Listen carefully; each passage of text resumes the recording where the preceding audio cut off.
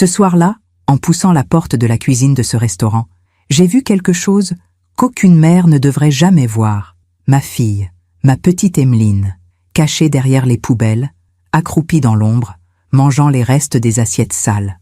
Ses mains tremblaient, ses joues étaient creuses. Elle pleurait sans bruit, comme si pleurer était devenu une habitude qu'elle cachait même d'elle-même. Je suis restée figée. Le bruit des casseroles, les rires de la salle, tout s'est effacé. Je ne voyais plus qu'elle, mon enfant, réduite à ça. Quand elle a levé les yeux et qu'elle m'a vue, elle a lâché l'assiette. Elle a murmuré « Maman ». Pas un appel à l'aide, juste un mot, lourd de honte. J'ai avancé vers elle. Je l'ai relevée. Ses bras étaient si maigres. Comment n'avais-je rien vu plus tôt? Non, ce n'est pas vrai. J'avais vu, j'avais senti, mais j'avais attendu. Parce qu'il faut des preuves, parce qu'il faut un plan, parce qu'on ne sauve personne en criant. On sauve en agissant au bon moment. Et ce soir-là, j'ai compris que le moment était venu. Je m'appelle Floriane Desmarais. J'ai 60 ans.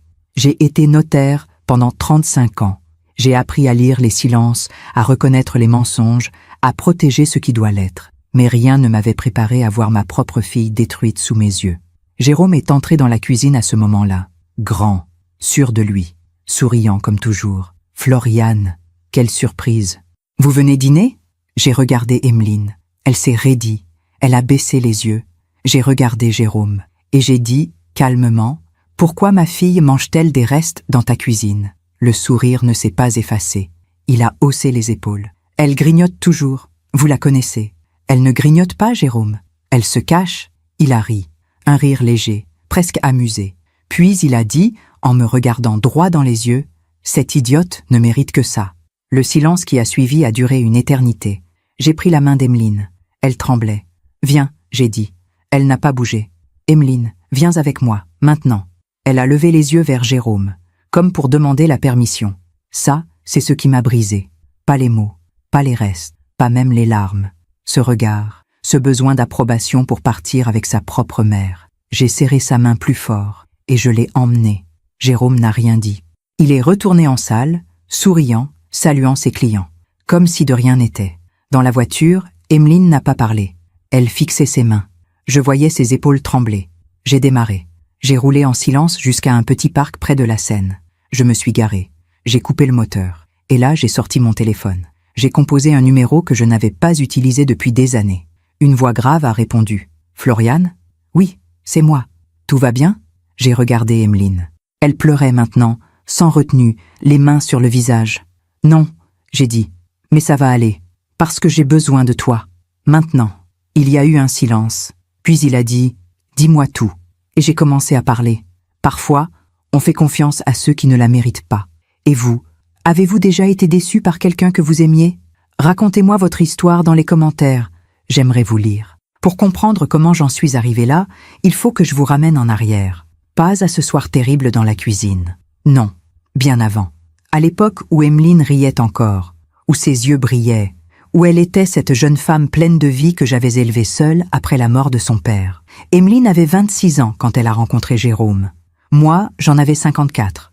Je venais de prendre ma retraite anticipée du notariat. 35 ans à rédiger des contrats, à protéger des patrimoines, à anticiper les conflits. J'avais appris une chose essentielle dans ce métier. Les gens montrent rarement qui ils sont vraiment au début. Ils montrent ce qu'ils veulent que vous voyiez. Et Jérôme était un expert en cela. C'était un samedi après-midi, au mois de mai. Je m'en souviens parce que les glycines étaient en fleurs dans mon jardin à Versailles. Emeline est arrivée chez moi, rayonnante, tenant la main d'un homme grand, brun, au sourire éclatant. « Maman, je te présente Jérôme. » Il m'a tendu la main avec assurance. « Enchantée, Madame Desmarais. Emeline m'a tellement parlé de vous. » Il avait 33 ans à l'époque, 7 ans de plus qu'elle. Il venait d'ouvrir son premier restaurant dans le Marais. Un petit établissement, disait-il, mais avec de grandes ambitions. Il parlait de gastronomie avec passion. De son rêve d'obtenir une étoile Michelin, de bâtir quelque chose qui durerait. J'ai aimé son discours, j'ai aimé son ambition, mais quelque chose déjà me dérangeait. La façon dont il parlait pour Emeline. Elle adore la cuisine italienne, n'est-ce pas, ma chérie? Elle n'aime pas trop le vin rouge, je lui apprends à apprécier les bons crus. Elle travaillait dans une galerie d'art, mais elle va m'aider au restaurant maintenant. C'est mieux, non? Plus stable. Emeline souriait. Elle acquiesçait. Elle ne disait presque rien. Mais moi, j'écoutais. Et je notais. Les mois ont passé. Ils se voyaient de plus en plus. Emeline venait moins souvent me voir. Toujours une excuse. Le restaurant, les horaires. Jérôme avait besoin d'elle. Il est tellement passionné, maman. Il travaille jour et nuit. Je ne peux pas le laisser seul. Je lui disais, « Et toi, ma chérie? Tu es passionnée par quoi en ce moment ?» Elle riait, un rire un peu gêné. « Par lui, je crois. » Ce n'était pas une réponse, c'était une disparition. 1 an plus tard, ils se sont mariés. Emeline avait 27 ans, Jérôme 34, moi 55. La cérémonie était belle, petite, intime, dans une jolie mairie du 6e arrondissement, suivie d'un déjeuner au restaurant de Jérôme. Il avait tout organisé. Le menu, les fleurs, les invités, même la robe d'Emeline, il l'avait conseillée. Quelque chose de sobre, tu comprends? Élégant, pas trop voyant. Elle portait une robe crème, simple, presque austère. Ce n'était pas son style. Emeline aimait les couleurs, les imprimés, les robes qui dansaient quand elle marchait. Mais ce jour-là, elle ressemblait à une poupée de porcelaine, belle, figée, silencieuse. J'ai porté un toast, j'ai dit des mots gentils, j'ai souri. Mais dans ma tête, une alarme sonnait déjà. Après le mariage, les choses ont changé plus vite encore. Emeline a quitté son emploi à la galerie. Officiellement, pour aider Jérôme à temps plein. Elle gérait les réservations, les commandes, la comptabilité. Elle travaillait 12 heures par jour, 6 jours sur 7. C'est normal au début, maman. On construit notre avenir ensemble. Et ton salaire? J'ai demandé un jour. Elle a hésité. On réinvestit tout dans le restaurant. C'est à nous deux, après tout. Il y a un contrat?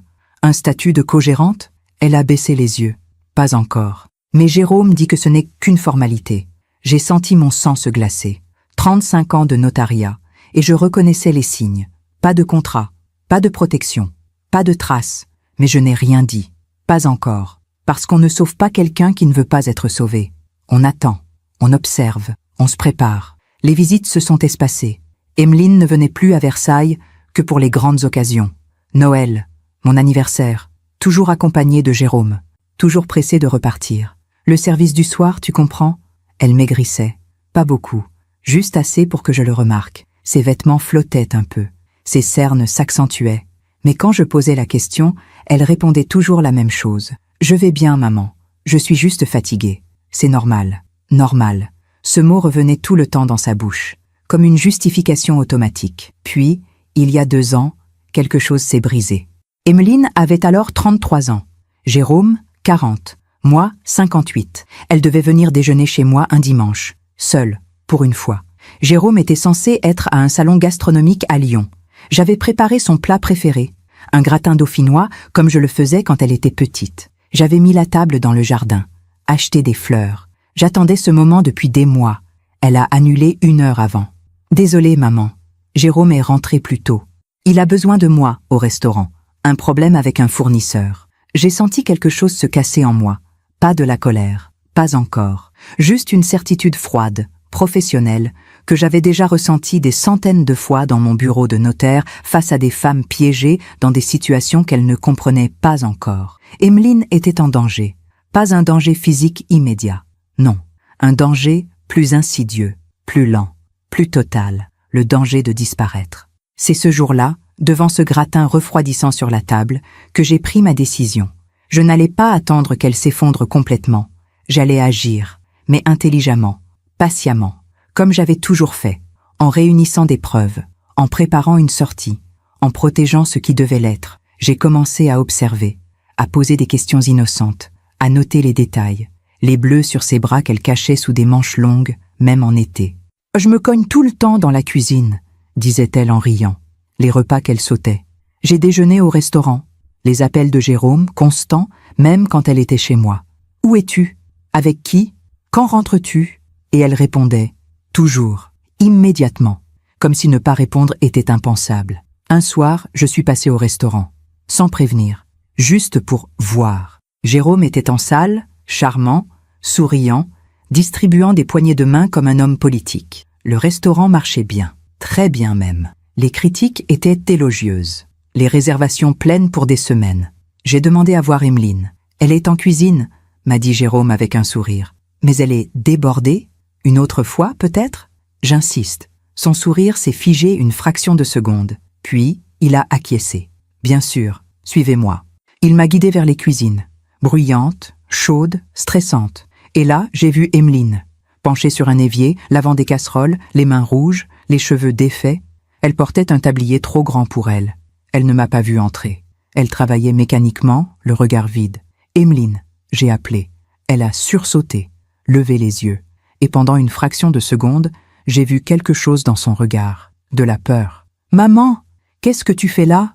Je passais. « Je voulais te voir. » Jérôme a posé sa main sur mon épaule. Ferme, presque amicale.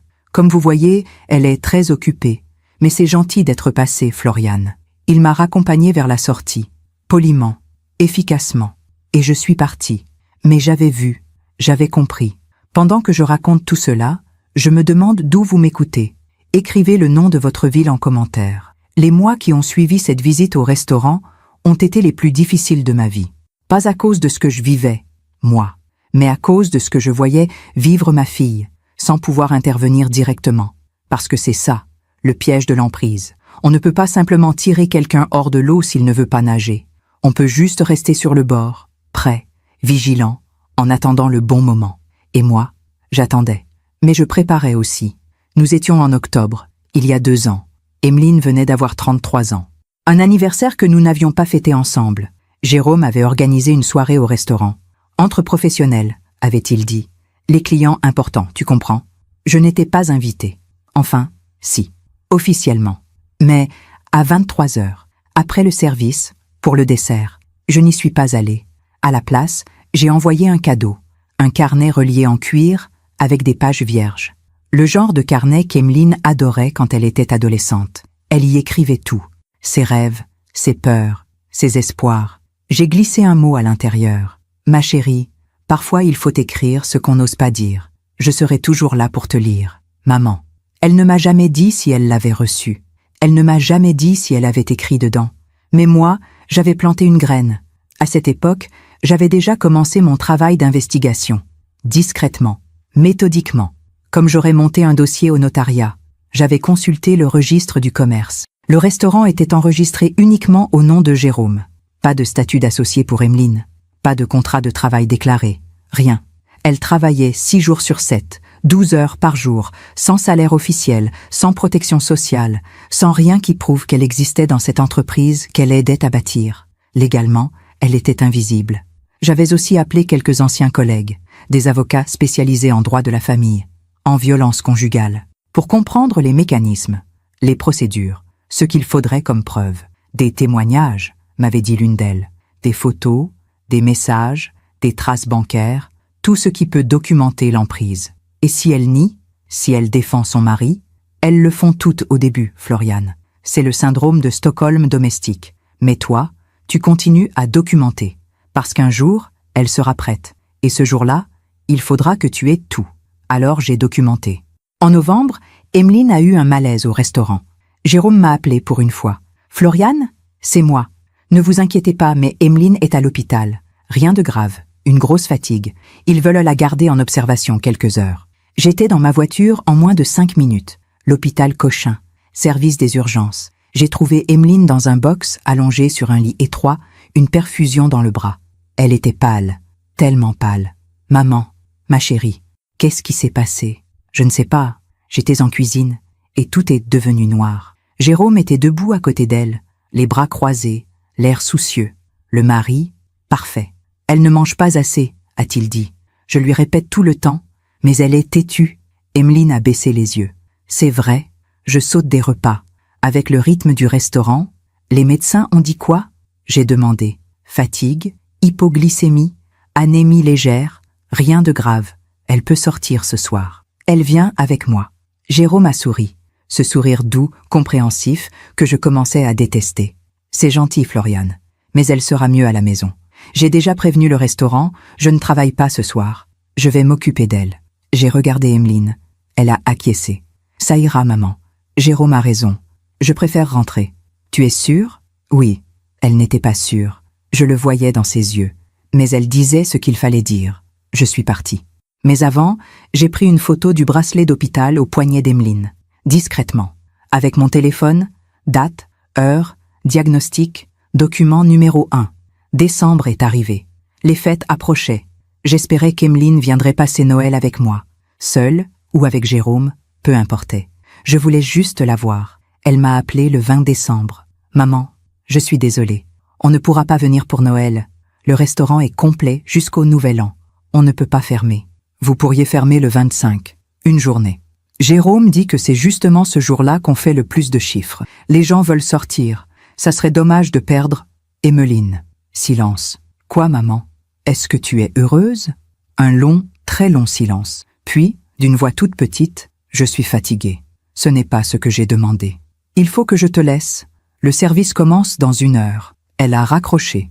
J'ai passé Noël seule, devant la cheminée, avec un verre de vin rouge et une photo d'Emeline enfant, riant dans le jardin. J'ai pleuré ce soir-là, longtemps, pas de tristesse, de rage froide, parce que je savais ce qui se passait, et je savais que je ne pouvais rien faire tant qu'elle ne serait pas prête. Janvier a apporté un froid glacial sur Paris, et avec lui, une nouvelle escalade. Emeline est venue me voir un dimanche après-midi, sans prévenir, seule. Elle a sonné à ma porte. Quand j'ai ouvert, j'ai eu un choc. Elle avait maigri encore, ses pommettes saillaient, ses yeux étaient cernés, enfoncés. Elle portait un pull à col roulé, un jean trop large, et elle tremblait. « Ma chérie, je peux entrer ?» Bien sûr, elle est entrée. Elle s'est assise sur le canapé, les mains serrées l'une contre l'autre. Elle ne me regardait pas. Jérôme ne sait pas que je suis là. Il croit que je suis chez le médecin. « Pourquoi tu ne lui as pas dit que tu venais me voir ?»« Parce qu'il n'aime pas que je vienne sans lui. Il dit que tu me montes la tête contre lui. » « Et c'est vrai ?» Elle a levé les yeux. Des larmes coulaient. Je ne sais plus, maman. Je ne sais plus ce qui est vrai. Je me suis assise à côté d'elle. J'ai pris sa main. Elle était glacée. Raconte-moi. Il n'y a rien à raconter. Juste, je suis épuisée. Tout le temps. Je dors mal. Je mange mal. Je travaille trop. Mais c'est normal, non? On construit quelque chose. Tous les couples passent par là. Tous les couples ne laissent pas l'un des deux disparaître, Emeline. Je ne disparais pas. Alors pourquoi tu es ici, en cachette, en tremblant? Elle a retiré sa main. Elle s'est levée. J'aurais pas dû venir. Emeline. Non, maman, tu ne comprends pas. Jérôme est quelqu'un de bien. Il travaille dur. Il m'aime. C'est juste difficile en ce moment. Mais ça va passer. Qu'est-ce qui va passer? La pression, le stress, les dettes. Quelle dette? Elle s'est figée. Rien. Oublie. Emeline. Quelle dette? Le restaurant. On a investi. Beaucoup. Pour la rénovation. Les équipements. Jérôme dit que c'est normal. Que ça va rentrer. Mais en attendant, on a des crédits. Des fournisseurs à payer. C'est tendu. Voilà. C'est pour ça que je suis fatiguée. Parce que je m'inquiète. J'ai senti mon sang se glacer. Ces dettes sont à ton nom aussi? Je ne sais pas. Jérôme gère tout ça. Emeline, est-ce que tu as signé des papiers? Des garanties? Des cautions? Peut-être. Je ne sais plus. Il me les donnait à signer. Je signais. C'est normal, non? On est mariés. J'ai fermé les yeux. 35 ans de notariat. Et j'entendais les mêmes mots que j'avais entendus des centaines de fois. Je ne sais plus. Il gérait tout. J'ai signé. Les femmes dépouillées. Les femmes piégées. Les femmes qui découvraient, trop tard, qu'elles avaient garanti des dettes qu'elles ne pouvaient pas payer. Emeline, écoute-moi bien. Tu vas rentrer chez toi. Tu ne vas rien dire à Jérôme. Mais demain, tu vas aller à ta banque. Tu demandes un relevé complet. Tous les comptes. Toutes les opérations. Pourquoi? Parce que tu as le droit de savoir. Jérôme va être furieux. Il n'a pas à savoir. Elle a secoué la tête. Je ne peux pas faire ça. C'est de la méfiance. C'est de la prudence. C'est pareil. Non, ma chérie, ce n'est pas pareil. Elle est partie 10 minutes plus tard, sans avoir bu le thé que je lui avais préparé, sans m'avoir embrassé. En partant, elle s'est retournée sur le pas de la porte. « Maman, tu ne diras rien à Jérôme, hein? Pour ma visite? Jamais. Merci. » Et elle est partie. Elle n'est jamais allée à la banque. Je le sais parce que, 2 semaines plus tard, elle m'a envoyé un message. « Pardon pour l'autre jour. J'étais stressée. Tout va bien maintenant. Jérôme et moi, on a discuté. On va mieux. Bisous. Tout va bien. » Ces 3 mots. Les plus dangereux du monde. Février, mars, avril. Les mois ont passé comme dans un brouillard. Emeline ne venait plus, ne répondait presque plus au téléphone. Quand je l'appelais, elle était toujours au restaurant, en cuisine, avec un client. Ça tombe mal. Jérôme, lui, m'envoyait parfois des photos. Emeline souriante derrière le comptoir. Emeline en train de dresser une assiette. Emeline avec l'équipe, après le service. Des photos parfaites, mises en scène, contrôlées. Et moi, je les regardais, et je voyais ce que personne d'autre ne voyait. Le sourire qui n'atteignait pas les yeux, les mains qui serraient le comptoir un peu trop fort, le regard vide, absent, perdu. En mai, j'ai pris une décision. J'ai contacté un ancien collègue, Maître Arnaud Leclerc, 62 ans, avocat spécialisé en droit pénal et en violence conjugale. Un homme brillant, implacable, que j'avais aidé il y a 15 ans dans une affaire complexe de succession. Il me devait un service, un gros service. À l'époque, sa mère était en train de se faire déposséder de ses biens par un fils indigne. J'avais monté le dossier, bénévolement, en urgence. J'avais sauvé son patrimoine et sa dignité. Arnaud m'avait dit, ce jour-là, « Floriane, si un jour vous avez besoin de moi, n'importe quand, n'importe quoi, appelez-moi. » Ce jour était venu. Je l'ai appelé un mardi matin. « Arnaud, c'est Floriane Desmarais. »« Floriane, quelle joie de vous entendre. Ça fait combien? 2 ans? 3? 5? Mon Dieu, le temps file. Comment allez-vous? Pas bien, j'ai besoin de vous. » Le ton a changé immédiatement. « Dites-moi tout. » Et je lui ai tout dit. Emeline, Jérôme, le restaurant, l'emprise, les dettes, la disparition progressive, les signaux d'alarme. Il a écouté sans m'interrompre. Puis il a dit « Vous avez des preuves? » « Pas encore, pas assez. Il faut des preuves, Floriane, solides, documentées. Sinon, elle retournera chez lui. Et ça sera pire. Je sais. Vous voulez que je fasse quoi? Préparer un dossier, une procédure complète, divorce, mesures de protection, saisie conservatoire si nécessaire, tout. Mais attendez mon signal. Quel signal? Le jour où je vous appellerai et où je dirai « c'est maintenant ». Silence. Puis « d'accord, je serai prêt. Merci Arnaud. Ne me remerciez pas. Vous m'avez sauvé ma mère. C'est un honneur de vous aider. » J'ai raccroché. Le piège était en place. Il ne manquait plus qu'une chose, le bon moment. Et ce moment est venu 6 mois plus tard, un soir d'octobre. Emeline avait alors 35 ans. Jérôme, 42. Moi, 60. J'avais décidé de passer au restaurant sans prévenir. Juste pour voir, pour sentir. Le service du soir battait son plein. La salle était bondée. Jérôme circulait entre les tables, charmeur, attentif, parfait. « Floriane, quelle surprise. Bonsoir Jérôme. Je passais dans le quartier. Je me suis dit que j'allais venir goûter ta fameuse blanquette. Vous tombez mal, on est complet. Mais attendez, je vais vous trouver une place. Ce n'est pas grave. Je voulais surtout voir Emeline. Elle est en cuisine, très occupée. Justement, je ne la vois jamais. Même en cuisine, ça me va. » Il a hésité, une fraction de seconde. Puis il a souri. « Bien sûr, suivez-moi. » Et c'est là que j'ai vu, la scène que j'ai décrite au tout début.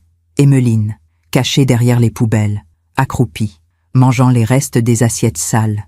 Le choc a été total, pas parce que je ne savais pas qu'elle souffrait, mais parce que je réalisais à quel point j'avais sous-estimé la gravité.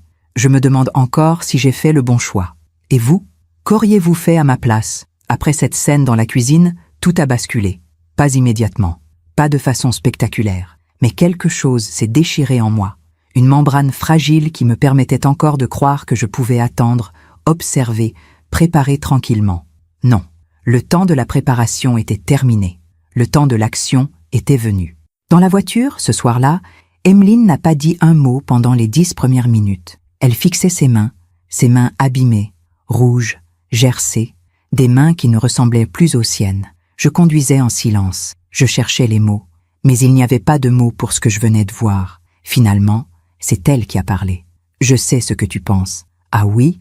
Tu penses que je suis pathétique ?» J'ai serré le volant. « Je pense que tu souffres. Ce n'est pas la même chose. Je ne souffre pas. » Emeline, arrête, s'il te plaît. Ne commence pas. Commencer quoi? À te dire la vérité? À me juger? Je ne te juge pas. Je te regarde. Et ce que je vois me terrifie. Elle a tourné la tête vers la vitre. Les lumières de Paris défilaient. On traversait le pont de la Concorde.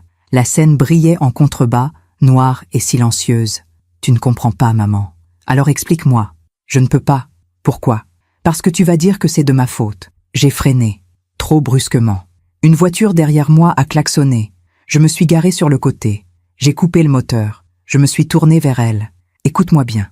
Rien de ce qui t'arrive n'est de ta faute. Tu m'entends? Rien. » Elle a secoué la tête. « Si, J'aurais dû être plus forte, plus intelligente, moins naïve. Tu n'es pas naïve, tu es sous emprise. Arrête avec tes mots de notaire. Ce ne sont pas des mots de notaire, ce sont des faits. Tu ne sais rien. Alors dis-moi. Silence. Puis, tout doucement, elle a commencé à parler. Ça a commencé il y a 3 ans. 3 ans. Emeline avait alors 32 ans. Jérôme, 39, moi, 57. Le restaurant marchait bien, très bien même. On avait de bonnes critiques. Les réservations étaient pleines. Jérôme parlait d'ouvrir un 2e établissement. Quelque chose de plus grand, de plus ambitieux. Et il a dit qu'on avait besoin d'investir. Beaucoup, pour avoir les bons équipements, les bons fournisseurs, la bonne image. Il a dit que c'était maintenant ou jamais. Vous avez emprunté. Oui. Combien? Elle a hésité. 300 000 €. J'ai senti mon estomac se nouer. Emeline, je sais. Tu as signé la caution? Oui. Tu as lu le contrat avant de signer? Silence. Emeline. Jérôme a dit que c'était juste une formalité, que la banque voulait les 2 signatures parce qu'on était mariés, que ça ne changeait rien. Ça change tout. Je sais. Maintenant, je sais. Et le 2e restaurant? Il n'a jamais ouvert. Pourquoi? Parce que l'argent, il a disparu. Comment ça, disparu? Je ne sais pas. Jérôme dit qu'il y a eu des imprévus, des travaux plus chers que prévus, des fournisseurs malhonnêtes, des retards. Il dit que c'est normal, que c'est le risque de l'entrepreneuriat. Et toi, tu l'as cru. Qu'est-ce que je devais faire d'autre? C'est mon mari. J'ai fermé les yeux, respiré profondément. Continue. Les remboursements ont commencé. 3 000 € par mois. Au début, ça allait. Le restaurant générait assez. Mais ensuite, la clientèle a baissé. Jérôme dit que c'est à cause de la concurrence, de la crise, des gens qui ne sortent plus, ou à cause de sa gestion. Peut-être, je ne sais pas. Tout ce que je sais, c'est qu'on a commencé à avoir du mal à payer. Les fournisseurs, les salaires, les crédits. Et Jérôme a fait quoi? Il a dit qu'il fallait réduire les coûts. Alors on a renvoyé du personnel. Et toi, tu as pris leur place. Oui, sans salaire. On se verse un salaire symbolique, 500 € par mois, pour la sécu. Mais le reste, tout est réinvesti. Emeline, 500 € par mois. Tu travailles 70 heures par semaine pour 500 €. C'est temporaire. Ça fait combien de temps que c'est temporaire? 2 ans. 2 ans. 2 ans de travail gratuit. 2 ans d'épuisement. 2 ans de disparition. Et ce soir, dans la cuisine, les restes, elle a baissé la tête. Jérôme dit qu'on n'a pas les moyens de gaspiller, que la nourriture coûte cher. Alors quoi? Alors on mange les restes, les assiettes invendues, les plats ratés, ce que les clients ne finissent pas. C'est logique, non? Pourquoi jeter? Emeline, tu manges dans les poubelles. Ce ne sont pas des poubelles, ce sont juste des assiettes pas finies, cachées derrière des cartons, en pleurant. Je ne pleurais pas, je t'ai vu. Silence. Puis, d'une voix cassée. Parfois, je pleure. Oui, parce que je suis fatiguée, parce que j'ai mal partout, parce que je ne sais plus qui je suis. Mais ça va passer. Emeline, ça fait 2 ans que tu dis que ça va passer. Parce que ça va passer. Il faut juste tenir encore un peu. Jérôme a des projets, des contacts. Une chaîne de télé veut faire un reportage sur le restaurant. Si ça marche, tout va changer. Et si ça ne marche pas, ça va marcher. Donc et si ça ne marche pas? Elle m'a regardée, et pour la première fois de la soirée, j'ai vu quelque chose de nouveau dans ses yeux. De la peur, pas la peur de Jérôme, la peur de la vérité. Si ça ne marche pas, alors je ne sais pas ce qu'on va devenir. Je l'ai ramenée chez moi cette nuit-là, pas chez elle. Chez moi. Elle n'a pas protesté. Elle était trop épuisée. Je l'ai installée dans son ancienne chambre. Les draps sentaient la lavande. J'avais gardé cette chambre intacte depuis qu'elle était partie. Ses livres d'adolescence, ses affiches, ses petits carnets. Elle s'est allongée, tout habillée, et elle a fermé les yeux. « Tu as faim ?» j'ai demandé. « Non. Emeline, quand as-tu mangé un vrai repas pour la dernière fois ?»« Je ne sais plus.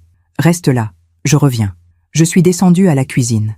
J'ai préparé une soupe, simple, légère, avec des légumes frais, du bouillon de volaille, un peu de pain grillé. Quand je suis remontée, elle dormait déjà. J'ai posé le plateau sur la table de nuit, j'ai tiré la couverture sur elle, j'ai éteint la lumière, et je suis restée là, debout dans l'encadrement de la porte, à la regarder dormir, ma petite fille, mon bébé, devenue une ombre d'elle-même. Le lendemain matin, quand je me suis réveillée, elle était partie. Elle avait laissé un mot sur la table de la cuisine. « Pardon, maman, je ne peux pas rester. Jérôme va s'inquiéter. Merci pour tout. Je t'aime. » Emeline, La soupe était intacte. Les jours suivants ont été un cauchemar. Emmeline ne répondait plus à mes appels. Mes messages restaient sans réponse. J'ai essayé de passer au restaurant. Fermé pour travaux, disait un panneau sur la porte. J'ai appelé Jérôme. Messagerie. J'ai attendu. 3 jours, 4 jours, 1 semaine. Rien. Puis, enfin, un message d'Emmeline. Tout va bien, ne t'inquiète pas. On a juste besoin de temps. Bisous. Tout va bien. Ces 3 mots. Encore. C'est à ce moment-là que j'ai pris ma décision finale. J'ai appelé Arnaud. Arnaud, c'est Floriane? Bonjour Floriane. Des nouvelles? Oui, j'ai besoin que vous activiez le dossier. Vous êtes sûre? Certaine. Qu'est-ce qui s'est passé? Je lui ai raconté. La scène dans la cuisine, la nuit chez moi, la fuite, le silence. Il a écouté. Puis il a dit « Floriane, je peux préparer les papiers. Mais tant qu'Emmeline ne dépose pas plainte, tant qu'elle ne demande pas le divorce, je ne peux rien faire officiellement. Je sais. Alors qu'est-ce que vous voulez que je fasse? Préparez tout. Divorce, mesures de protection, enquête financière sur le restaurant, saisie conservatoire des comptes s'il le faut, tout. Ça va coûter cher. Je paie. Et si elle refuse de signer? Elle ne refusera pas. Pas quand le moment sera venu. Quel moment? Celui où elle n'aura plus le choix. Silence. D'accord, je m'en occupe. Mais Floriane? Oui, faites attention. Les hommes comme Jérôme, quand ils sentent qu'ils perdent le contrôle, ils deviennent dangereux. Je sais. Et vous êtes prête à prendre ce risque? Pour ma fille? Oui. Pendant que je raconte tout cela, je me demande d'où vous m'écoutez. Écrivez le nom de votre ville en commentaire. Les semaines ont passé. Novembre, puis décembre, puis janvier. J'étais maintenant en plein hiver. Emmeline avait eu 35 ans en septembre dernier. Moi, 60 en novembre. Le temps filait. Et Emmeline disparaissait de plus en plus. Mais je n'étais pas inactive. J'avais commencé à enquêter. Discrètement, méthodiquement. J'avais contacté d'anciens clients du restaurant, sous prétexte de vouloir organiser un événement. Je posais des questions innocentes. L'ambiance est toujours aussi bonne? Le chef est toujours aussi présent? Et sa femme? Elle travaille toujours avec lui? Les réponses étaient troublantes. On ne la voit plus beaucoup en salle. Elle a l'air fatiguée, la pauvre. Le chef a un sacré caractère, vous savez. On l'entend parfois crier en cuisine. Un ancien fournisseur m'a dit « Ils ont des arriérés. Plusieurs mois. J'ai dû arrêter de livrer. » Un livreur. Un jour, j'ai vu madame pleurer dans l'arrière-cuisine. J'ai demandé si elle allait bien. Elle a dit que c'était la fatigue. Mais je sais reconnaître la détresse quand je la vois. Chaque témoignage était une pièce du puzzle. Chaque détail documenté. Chaque preuve archivée. J'ai aussi consulté un détective privé. Maître Leclerc me l'avait recommandé. Un homme discret, efficace, spécialisé dans les affaires familiales. Je veux savoir tout ce qui se passe dans ce restaurant. Les horaires, les allées et venues, les clients, les fournisseurs, tout. Vous voulez des photos? Si nécessaire. Mais surtout, je veux des faits. Des preuves que ma fille est exploitée, maltraitée. Ça peut prendre du temps. J'ai du temps. Et de l'argent. J'ai de l'argent. Il a hoché la tête. D'accord, je commence cette semaine. Pendant ce temps, j'essayais de maintenir le contact avec Emmeline. Un message par semaine, léger, sans pression. Bonjour ma chérie, juste pour te dire que je pense à toi. Bisous. Il fait froid aujourd'hui. J'espère que tu te couvres bien. J'ai vu une émission sur les restaurants parisiens. Ça m'a fait penser à toi. Parfois, elle répondait. Merci maman. Bisous. Oui, je fais attention. Ah bon? C'était bien? Des réponses courtes, polies, vides. Mais au moins, elle répondait.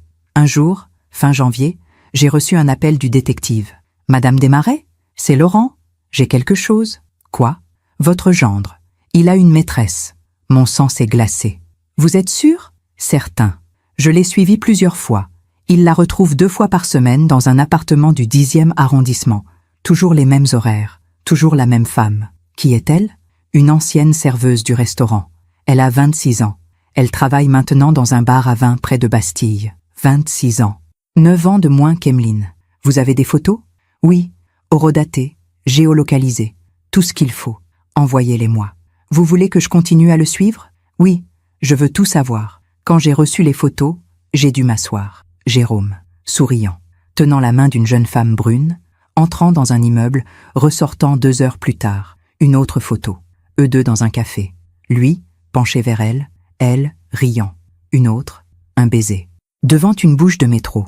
J'ai regardé ces images longtemps, et une chose était claire. Jérôme n'aimait pas Emeline. Il ne l'avait peut-être jamais aimée. Il l'utilisait, il la contrôlait, il la détruisait. Et maintenant, il la trompait. J'aurais pu montrer ses photos à Emeline immédiatement. J'aurais pu la confronter, lui dire « Regarde, voilà qui il est vraiment ». Mais je savais que ce n'était pas le bon moment. Parce que les femmes sous emprise ne quittent pas leur bourreau juste parce qu'il les trompe. Elles trouvent des excuses, elles se blâment, elles restent. Non, il fallait un moment plus fort, un moment où elles n'auraient plus le choix, un moment où la vérité serait si évidente, si écrasante, qu'elles ne pourraient plus la nier. Et ce moment, je le savais, approchait. Début février, le détective m'a rappelé. « Madame Desmarais, j'ai encore du nouveau. Je vous écoute. Le restaurant est au bord de la faillite. J'ai consulté les registres publics. Il y a 3 procédures de recouvrement en cours. Les huissiers vont débarquer d'ici 2 semaines, maximum. Et Jérôme le sait, forcément. Et Emeline? Je ne sais pas. Mais si elle a cautionné les dettes, elle a cautionné. Alors elle va tout perdre aussi. » J'ai fermé les yeux. « Merci Laurent, continuez votre surveillance. » C'est à ce moment-là que j'ai compris. Le moment était venu. Pas dans quelques mois, pas dans quelques semaines, maintenant. Parce que dans 2 semaines, les huissiers débarqueraient. Dans 2 semaines, Emeline découvrirait qu'elle était ruinée. Et Jérôme, lui, disparaîtrait probablement avec sa maîtresse, laissant Emeline seule face aux dettes. Non, ça, je ne le permettrai pas. J'ai rappelé Arnaud. « Arnaud, c'est Floriane. Le dossier est prêt? » « Oui, tout est prêt. »« Parfait. Préparez une équipe. Huissiers, policiers si nécessaire. Mesures de protection immédiate. Floriane, vous êtes sûre? » « Certaine. »« Et Emeline, elle est au courant? » ?»« Non, mais elle le sera. Très bientôt. Quand voulez-vous qu'on intervienne? » ?»« Attendez mon signal. Je vous rappelle dans quelques jours. »« D'accord. On sera prêt. » Il ne me restait plus qu'une chose à faire. Retourner voir Emeline. Une dernière fois. Pour lui donner une dernière chance. Et si elle refusait encore, alors j'agirais. Sans elle. Pour elle. Parce que c'est ça, être mère. C'est protéger. Même quand on n'est pas invité. Même quand on n'est pas écouté. Même quand ça fait mal. Le mercredi suivant, j'ai pris ma voiture et je suis retournée au restaurant. Il était 14 heures. L'heure creuse. Entre le déjeuner et le dîner. Le moment où les restaurants sont vides. Où le personnel prépare la soirée dans un calme relatif. J'avais appelé avant. Pas Jérôme. Emeline. Elle avait décroché à la 3e sonnerie. « Maman? Bonjour ma chérie. Je peux passer te voir cet après-midi? » Hésitation. Je ne sais pas. On a beaucoup de préparation. 15 minutes. C'est tout ce que je demande. Silence. Puis, d'accord. Viens vers 14 heures. Jérôme ne sera pas là. Il a un rendez-vous avec un fournisseur. Un fournisseur. Ou sa maîtresse. Mais je n'ai rien dit. Merci ma chérie. À tout à l'heure. Quand je suis arrivée, le restaurant était effectivement fermé. Les chaises étaient retournées sur les tables. L'odeur de javel flottait dans l'air. Quelqu'un avait nettoyé le sol. J'ai frappé à la porte vitrée. Emeline est apparue. Elle portait un tablier trop grand. Ses cheveux étaient attachés en chignon. Elle avait encore maigri. Ses pommettes saillaient. Ses yeux étaient cernés de violet. Elle a ouvert. « Maman. Bonjour ma chérie. » On s'est embrassés. Ses joues étaient de froides. Elle sentait la friture et la fatigue. Entre. On va s'installer en salle. On s'est assise à une table près de la fenêtre. La lumière du jour entrait par les grandes vitres. Emeline a croisé les mains sur la table. Ses ongles étaient rongés, ses cuticules abîmées. « Tu voulais me parler de quoi ?» J'ai respiré profondément. « De toi, de ta vie, de ce qui se passe ici. Maman, écoute-moi, juste écoute-moi. Ensuite, tu pourras me dire ce que tu veux. » Elle a hoché la tête, résignée. « D'accord, Emeline. Ça fait 9 ans que tu es avec Jérôme. 9 ans. Tu avais 26 ans quand tu l'as rencontré. Tu étais brillante, vivante, passionnée. Tu travaillais dans une galerie que tu adorais. Tu avais des amis, des projets, des rêves. Je sais. Aujourd'hui, tu as 35 ans. Et qu'est-ce qu'il te reste? » Elle a baissé les yeux. « J'ai un mari, un restaurant, une vie. Tu n'as pas de mari, Emeline. Tu as un geôlier. Ne dis pas ça. Pourquoi? Parce que c'est vrai? Parce que c'est méchant. Ce n'est pas méchant. C'est factuel. » Elle a secoué la tête. « Tu ne comprends pas. Tu n'as jamais aimé Jérôme. Depuis le début. C'est faux. Au début, je lui ai donné sa chance. J'ai voulu croire qu'il te rendrait heureuse. Mais aujourd'hui? Aujourd'hui quoi? Aujourd'hui, je vois une femme qui travaille 70 heures par semaine pour 500 €. Une femme qui mange des restes dans une cuisine. Une femme qui a peur de son propre mari. Je n'ai pas peur. Alors pourquoi tu trembles quand tu me parles? Elle a serré ses mains l'une contre l'autre. Elle tremblait. Effectivement. Je suis fatiguée. C'est tout. Emeline, regarde-moi. Elle a levé les yeux. Des larmes brillaient au bord de ses paupières. Quoi? Quand as-tu été heureuse pour la dernière fois? Silence. Long, pesant. Je ne sais pas. Exactement. Tu ne sais plus. Parce que ça fait tellement longtemps que tu as oublié ce que c'est. Les larmes ont débordé. Elle les a essuyées rapidement. Arrête, s'il te plaît. Non, pas cette fois. Cette fois, je ne m'arrête pas. Parce que j'ai peur, Emeline. J'ai peur que tu disparaisses complètement. Et que le jour où tu réaliseras ce qui t'arrive, il soit trop tard. Trop tard pourquoi? Pour te sauver. Elle s'est levée brusquement. Elle a fait quelques pas vers la fenêtre. Elle tournait le dos. Ses épaules tremblaient. Tu penses que je ne le sais pas? Tu penses que je suis aveugle? Alors pourquoi tu restes? Parce que je ne peux pas partir. Elle s'est retournée. Son visage était mouillé, sa voix cassée. Tu crois que c'est facile? Tu crois que je me réveille tous les matins en me disant « Tiens, je vais rester avec un homme qui me détruit? Alors pourquoi? Parce que je n'ai rien. Tu comprends? Rien. Pas d'argent, pas de travail, pas d'appartement. Tout est à son nom. Le restaurant, le compte en banque, même l'appartement où on vit, c'est lui qui le loue. Moi, je n'existe pas. Tu existes. Tu es juste prisonnière. C'est la même chose. Non, ce n'est pas la même chose, parce qu'on peut sortir d'une prison. Elle a ri, un rire amer. Ah oui? Comment? En claquant la porte? En disant « Salut, merci pour ces 9 années d'enfer. » Et après? Je vais où? Je fais quoi? Je dors où? Tu viens chez moi. Et Jérôme? Quoi, Jérôme? Il ne me laissera pas partir comme ça. Il n'a pas le choix. Tu ne le connais pas. Si, je le connais. Mieux que tu ne crois. Elle m'a regardée, suspicieuse. Qu'est-ce que tu veux dire? C'est à ce moment-là que j'ai sorti mon téléphone. J'ai ouvert la galerie. J'ai sélectionné un dossier. Les photos du détective. Jérôme et sa maîtresse. J'ai tendu le téléphone à Emeline. Regarde. Elle a pris le téléphone. Elle a regardé la première photo. Son visage s'est figé. Elle a fait défiler. 2e photo. 3e. 4e. Sa respiration s'est accélérée. C'est quoi? Des photos, prises il y a 2 semaines. Par qui? Par quelqu'un que j'ai engagé. Tu me fais suivre? Je fais suivre Jérôme. Elle a continué à faire défiler, les mains tremblantes, la photo du baiser. Elle s'est arrêtée. Qui est-ce? Une ancienne serveuse de ce restaurant. Elle a 26 ans. Il la voit 2 fois par semaine depuis 4 mois. Emeline a fermé les yeux. Le téléphone tremblait dans ses mains. Non. Si. Tu mens. Je ne mens pas. Et tu le sais. Elle a laissé tomber le téléphone sur la table. Elle a porté ses mains à son visage. Non, non, non. Emeline, tais-toi, s'il te plaît. Laisse-moi, ma chérie. Je t'ai dit de me laisser. Elle a crié. Sa voix a résonné dans la salle vide. Puis, elle s'est effondrée sur sa chaise, les mains sur le visage, secouée de sanglots. Je me suis levée, je me suis approchée d'elle. Je me suis agenouillée à côté de sa chaise. Emeline, regarde-moi. Elle a secoué la tête. S'il te plaît, regarde-moi. Lentement, elle a baissé les mains. Son visage était ravagé, rouge, gonflé. Pourquoi? Elle a murmuré. Pourquoi il fait ça? Parce qu'il peut, parce que tu le laisses faire, parce qu'il sait que tu ne partiras pas. Je l'aime. Non, tu as peur de lui. Ce n'est pas la même chose, c'est la même chose. Non, ma chérie, l'amour ne fait pas peur. L'amour ne détruit pas. L'amour ne réduit pas. Elle a fermé les yeux. Je ne sais plus ce qu'est l'amour. On est restés là, toutes les deux, dans ce restaurant vide, pendant ce qui m'a semblé une éternité. Puis, Emeline a dit, d'une voix toute petite, « Il y a autre chose. » Quoi? Les dettes. Je sais. 300 000 €. Elle a levé les yeux, surprise. Tu sais? Je sais beaucoup de choses, Emeline. Alors tu sais que je suis ruinée. Pas encore. Mais ça peut arriver. Si on n'agit pas. Agir comment? En partant. En demandant le divorce, en te protégeant légalement. C'est trop tard. J'ai signé. J'ai cautionné.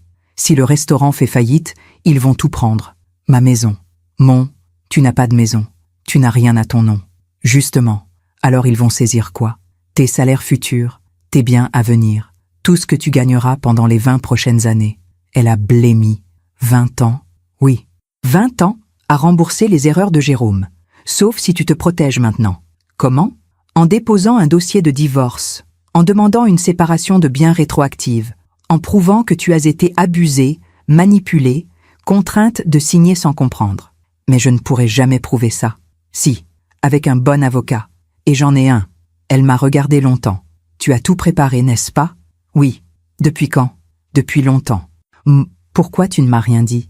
Parce que je savais que tu n'étais pas prête. Mais maintenant quoi? Maintenant, tu n'as plus le choix. Le restaurant va faire faillite dans 2 semaines maximum. Les huissiers vont débarquer. Jérôme va probablement disparaître avec sa maîtresse. Et toi, tu vas rester seule avec les dettes. Elle a fermé les yeux. Comment tu sais tout ça? J'ai mes sources. Tu me fais espionner. Je te protège. Ce n'est pas pareil. Si, c'est exactement pareil. On a entendu un bruit. Une clé dans la serrure. Emeline s'est raidie immédiatement. C'est lui. Et alors? Il ne faut pas qu'il sache que tu es là. Pourquoi? S'il te plaît, maman. Pars. Non. Maman. Je ne pars pas. Pas cette fois. La porte s'est ouverte. Jérôme est entré. Il nous a vus. Son sourire s'est figé une fraction de seconde. Puis il a repris sa contenance. Floriane. Quelle surprise. Il a refermé la porte derrière lui. Il portait un blouson en cuir. Il sentait le parfum. Un parfum que je ne reconnaissais pas. Probablement celui de sa maîtresse. Bonjour Jérôme. Qu'est-ce que vous faites là? Je rends visite à ma fille. À cette heure? À n'importe quelle heure. Il a regardé Emeline. Elle avait baissé les yeux. Elle tremblait. Emeline? Tout va bien? Elle n'a pas répondu. Il a froncé les sourcils. Emeline, je t'ai posé une question. Sa voix avait changé. Plus dure, plus froide. Oui, tout va bien. Alors pourquoi tu as les yeux rouges? J'ai pleuré. Pourquoi? Silence. Pourquoi? J'ai senti mon sang bouillir. Ne lui parlez pas sur ce ton. Il s'est tourné vers moi. Le masque du charmeur avait disparu. À la place, quelque chose de dur, de méprisant. Je parle à ma femme comme je veux, Floriane. Votre femme n'est pas votre propriété. Vous devriez partir. Je ne partirai pas. C'est chez moi ici. Non, c'est un lieu public, et j'ai le droit d'être là. Il a serré les mâchoires. Qu'est-ce que vous lui avez dit? La vérité. Quelle vérité? Que vous la détruisez, que vous l'exploitez, que vous la trompez. Le silence qui a suivi était électrique. Emeline s'est levée brusquement. « Maman, c'est vrai ?» a demandé Jérôme. Sa voix était dangereusement calme. « Tu me trompes ?» Il s'est tourné vers Emeline. « Bébé, regarde-moi. C'est vrai ?» Emeline tremblait de tout son corps. « Non. Enfin, je ne sais pas. Maman dit que... » Maman dit quoi? J'ai sorti mon téléphone. J'ai ouvert les photos. Je les ai tendues à Jérôme. Voilà ce que maman dit. Il a pris le téléphone. Il a regardé la première photo. Son visage n'a pas changé. Il a fait défiler, calmement, méthodiquement. Puis il a rendu le téléphone. Et alors? Et alors? J'ai répété incrédule. Oui, et alors? C'est une amie? Une amie que vous embrassez? Un baiser amical. Un baiser amical devant une bouche de métro? Floriane, vous délirez. Il s'est tourné vers Emeline. Tu la crois? Tu crois vraiment que je te trompe? Emeline le regardait, les yeux écarquillés, perdus. Je ne sais pas. Tu ne sais pas? Après tout ce qu'on a construit ensemble? Après tout ce que j'ai fait pour toi? Qu'est-ce que vous avez fait pour elle? J'ai demandé. Il m'a ignoré. Emeline, réponds-moi. Tu me crois capable de ça? Je réponds. Non. Non quoi? Non, je ne crois pas que tu me trompes. Mon cœur s'est brisé à ce moment-là, parce que je voyais ce qui se passait. Le déni, la peur, le besoin désespéré de croire que tout allait bien. Jérôme a souri, un sourire triomphant. Tu vois, Floriane, votre fille me fait confiance, contrairement à vous. Elle a peur de vous. Elle m'aime. Elle est terrorisée. Assez! Il a crié. Sa voix a résonné dans tout le restaurant. Vous allez partir. Maintenant. Non. Si vous ne partez pas, j'appelle la police. Appelez-la. J'aimerais beaucoup leur parler. Il a serré les poings. Une veine battait sur sa tempe. Emeline, dis à ta mère de partir. Emeline me regardait. Les larmes coulaient sur ses joues. Maman, s'il te plaît. Non, s'il te plaît. Pars. Pas sans toi. Je ne peux pas venir. Pourquoi? Parce que c'est chez moi ici. Ce n'est pas chez toi. C'est sa prison. Jérôme a fait un pas vers moi. Sortez. Maintenant. Sinon quoi? Sinon je vous fais sortir. Essayez. Il a levé la main. Et là, quelque chose s'est passé. Emeline s'est interposée. Non, elle s'est placée entre lui et moi, tremblante, mais debout. Ne touche pas à ma mère. Jérôme a baissé la main. Il l'a regardée, surpris. Quoi? Ne touche pas à ma mère. Je ne comptais pas... Si, tu comptais. Je t'ai vu. Le silence était assourdissant. Puis Jérôme a reculé d'un pas. Il a ri. Un rire nerveux. Vous êtes complètement folles. Toutes les deux. Il s'est dirigé vers l'arrière du restaurant. Faites ce que vous voulez. Moi, j'ai du travail. Il a disparu dans la cuisine. Emeline s'est tournée vers moi. Elle pleurait. Il faut que tu partes, maman. Viens avec moi. Je ne peux pas. Si. Tu peux. Non. Pas maintenant. Pas comme ça. Alors quand? Je ne sais pas. Mais pas maintenant. S'il te plaît. J'ai pris sa main. Emeline. Écoute-moi bien. Dans 2 semaines, ce restaurant va faire faillite. Les huissiers vont venir. Tout va s'effondrer. Et si tu es encore là, tu vas tout perdre. Tout. Tu comprends? Oui. Alors promets-moi. Promets-moi que tu vas réfléchir. Je vais réfléchir. Ce n'est pas assez. C'est tout ce que je peux te donner pour l'instant. Je suis partie ce jour-là le cœur lourd, mais je savais une chose. Le moment approchait. Le moment où Emeline n'aurait plus le choix. Et ce moment, je l'avais déjà préparé. Je me demande encore si j'ai fait le bon choix. Et vous? Qu'auriez-vous fait à ma place? Les jours qui ont suivi cette confrontation ont été les plus angoissants de ma vie. Emeline ne répondait plus à mes appels.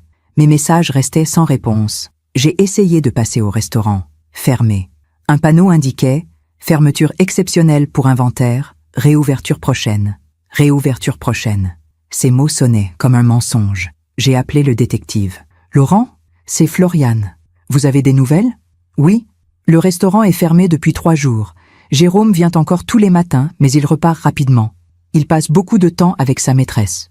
Et Emeline, je l'ai vue sortir une fois, pour aller à la pharmacie. Elle avait l'air de quoi? Épuisée, brisée. Mon sang s'est glacé. Continuez à surveiller et prévenez-moi si quelque chose change. D'accord. Le vendredi soir, 5 jours après notre confrontation, mon téléphone a sonné. Un numéro inconnu. J'ai décroché. Allô? Madame Desmarais? Une voix de femme.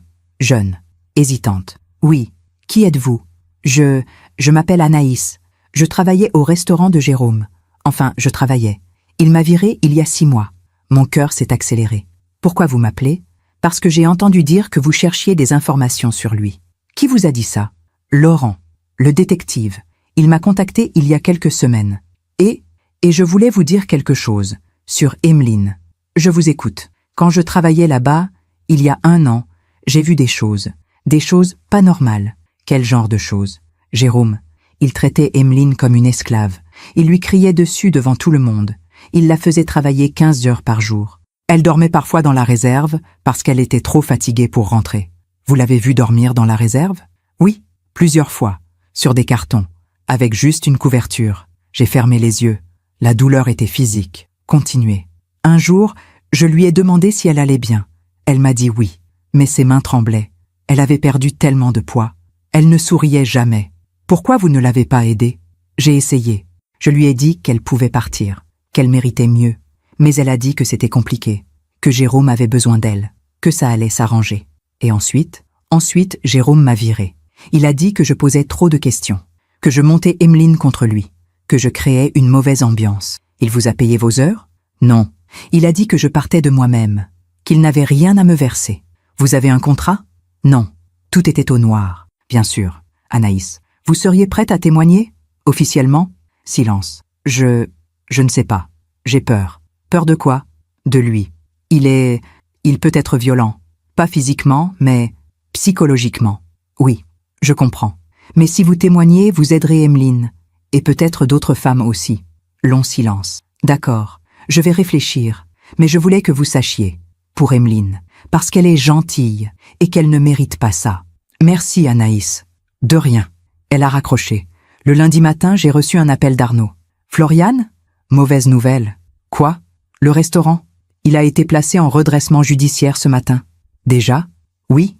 Les créanciers ont déposé une demande d'urgence. Le tribunal a accepté. Les huissiers vont débarquer dans les 48 heures. Et Emeline? Si elle est toujours mariée et qu'elle a cautionné, elle est responsable solidaire. Ils peuvent te saisir ses biens, ses comptes, tout. Elle n'a rien.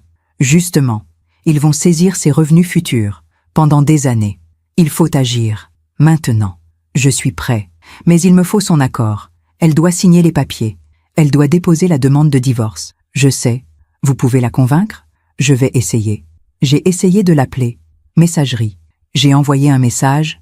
Emeline, c'est urgent. Le restaurant est en redressement judiciaire. Les huissiers arrivent dans 2 jours. Tu dois agir maintenant. S'il te plaît, réponds-moi. Pas de réponse. J'ai attendu 1 heure, 2 heures, rien. Alors j'ai pris ma voiture. Direction le restaurant. Quand je suis arrivé, il était 13 heures. La rue était calme, le restaurant semblait désert. J'ai frappé à la porte. Rien. J'ai frappé plus fort. Emeline, c'est moi, ouvre! Silence. J'ai sorti mon téléphone. J'ai appelé encore. Messagerie. J'ai fait le tour du bâtiment. Il y avait une porte de service à l'arrière. Elle était entr'ouverte. Je suis entré. L'intérieur était sombre, silencieux. L'odeur de graisse froide et de renfermé flottait dans l'air. Emeline? Ma voix résonnait dans le vide. J'ai traversé la cuisine. Les plans de travail étaient sales. Des assiettes s'empilaient dans l'évier. Des casseroles traînaient par terre. Emeline! J'ai entendu un bruit, faible, comme un sanglot étouffé. Ça venait de la réserve. J'ai ouvert la porte. Et ce que j'ai vu m'a arraché le cœur. Emeline, assise par terre, contre le mur, entourée de cartons. Elle pleurait, silencieusement, les genoux remontés contre la poitrine, les bras autour de ses jambes. Elle portait les mêmes vêtements que la semaine dernière, sale, froissée. Emeline, elle a levé les yeux. Son visage était ravagé, ses yeux gonflés, ses lèvres gercées. Maman, ma chérie, qu'est-ce que tu fais là? Je ne sais pas. Je suis venue hier soir. Jérôme n'était pas là. Je ne savais pas où aller. Alors je suis venue ici. Où est Jérôme? Je ne sais pas. Il est parti il y a 3 jours. Il a dit qu'il avait des rendez-vous importants, qu'il reviendrait. Mais, il n'est pas revenu. Tu as essayé de l'appeler? Oui, son téléphone est éteint. Bien sûr, il avait fui, avec sa maîtresse, comme je l'avais prédit. Je me suis agenouillée à côté d'elle. Emeline, écoute-moi. On n'a plus de temps. Le restaurant est en redressement judiciaire. Les huissiers vont arriver demain. Tu comprends ce que ça veut dire? Oui. Alors viens avec moi. Maintenant. Pour aller où? Chez moi, en sécurité. Et après? Après, on va voir Arnaud, mon avocat. Il va te protéger. Il va faire en sorte que tu ne sois pas responsable des dettes. Mais il faut agir tout de suite. Elle a secoué la tête. C'est trop tard. Non, ce n'est pas trop tard. Si, j'ai tout perdu. Tu n'as rien perdu. Tu n'avais rien à perdre. J'avais ma dignité. Sa voix était à peine audible. Et maintenant, elle est partie. Je l'ai prise dans mes bras. Elle s'est effondrée contre moi. Elle pleurait. Des sanglots profonds, déchirants. Je suis désolée, maman. Je suis tellement désolée. Tu n'as pas à être désolée. Si, tu avais raison. Depuis le début. Et moi, je ne t'ai pas écouté. Ce n'est pas grave. Oh, si, c'est grave. J'ai tout gâché. Non, tu as survécu. Et c'est déjà énorme. On est resté là, dans cette réserve sombre et froide, pendant un long moment. Puis j'ai senti qu'elle se calmait. Emeline, il faut qu'on parte, maintenant. Oui, tu peux te lever? Je crois. Je l'ai aidée à se mettre debout. Elle vacillait. Elle était si légère, comme si elle allait disparaître. Tu as mangé? Je ne sais plus. Quand? Hier? Non. Avant-hier? Je ne sais plus. Je l'ai emmenée à ma voiture. Elle marchait lentement, comme une vieille femme. Je l'ai installée sur le siège passager. J'ai attaché sa ceinture. Elle regardait droit devant elle, le regard vide. Maman? Oui, ma chérie? Qu'est-ce que je vais devenir? Tu vas te reconstruire. Je ne sais même pas par où commencer. On commence par le commencement. Un jour à la fois. En route vers Versailles, j'ai appelé Arnaud. Arnaud, c'est Floriane. Je l'ai. Emeline? Oui, elle est avec moi. Elle va bien? Non, mais elle est vivante. C'est déjà ça. Amenez-la à mon cabinet demain matin. 9 heures. J'aurai tous les papiers prêts. On y sera. Floriane? Oui, vous avez bien fait. Je sais. Cette nuit-là, Emeline a dormi chez moi, dans son ancienne chambre, dans son ancien lit. Je lui ai fait couler un bain. Je lui ai donné des vêtements propres. J'ai préparé une soupe légère. Elle a tout fait mécaniquement, sans parler, sans pleurer. Elle a mangé 3 cuillères de soupe. Puis elle a dit « Je suis fatiguée. Alors dors. J'ai peur de dormir. Pourquoi? Parce que je vais me réveiller. Et tout sera encore là. Oui, tout sera encore là. Mais moi aussi, je serai là. » Elle m'a regardée. « Merci, maman. » De rien, ma chérie. Elle s'est endormie vers 22 heures. Je suis restée dans le couloir, la porte entr'ouverte, pour surveiller, au cas où elle se réveillerait en panique, au cas où elle voudrait partir, au cas où. Vers minuit, mon téléphone a vibré. Un message de Laurent, le détective. Madame Desmarais, info urgente. Jérôme vient d'acheter 2 billets d'avion pour Bangkok. Départ jeudi. Lui et sa maîtresse. Jeudi, dans 3 jours, il allait fuir, avec l'argent qu'il avait pu sauver, avec sa nouvelle vie, laissant Emeline dans les ruines. J'ai répondu, merci. Continuez à le suivre. Puis j'ai appelé Arnaud. Même à minuit. Arnaud, c'est Floriane. Désolé de l'heure. Pas de problème. Qu'est-ce qui se passe? Jérôme s'apprête à fuir le pays. Je dis, vous êtes sûre? Certaine. Alors, on n'a plus le choix. Il faut agir maintenant. Demain. Emeline sera prête. J'espère. Parce que si elle ne signe pas, il va disparaître avec tout. Elle signera. Comment vous le savez? Parce qu'elle n'a plus le choix. Et elle le sait. Le lendemain matin, mardi, je me suis réveillée à l'aube. J'ai préparé du café, du pain grillé, de la confiture. Emeline est descendue vers 8 heures. Elle portait un de mes pulls, un jean que je lui avais prêté. Elle avait les cheveux attachés, le visage lavé. Elle avait l'air fragile, mais vivante. « Bonjour, maman. »« Bonjour, ma chérie. Tu as dormi? Un peu? Tu as faim? Pas vraiment, mais je vais essayer de manger. » Elle s'est assise. Elle a pris une tartine. Elle l'a grignotée lentement. « Maman? Oui? Qu'est-ce qu'on fait aujourd'hui? » « On va voir Arnaud, mon avocat. »« Pourquoi faire? » »« Pour te protéger. » Elle a posé sa tartine. « Tu veux que je divorce? » ?»« Oui.